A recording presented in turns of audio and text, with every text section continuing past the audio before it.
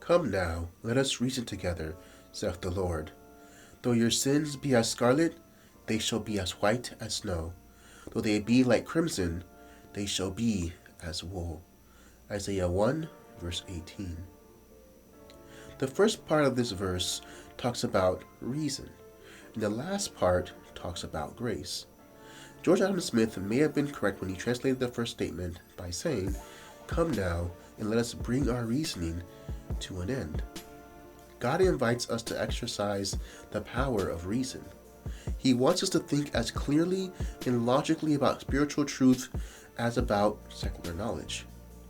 God does not ask us to check our minds at the door when we go to church.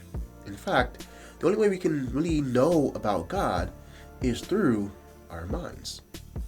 But Christian faith is not limited by the logical structures created by the human mind. When God promised to forgive the most heinous sins, he did not attempt to defend his actions by logic. He was operating in the realm of grace.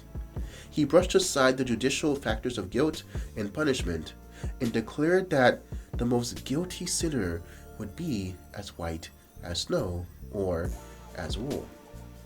It must not be overlooked, however, that although God was washing his people, he was not whitewashing them.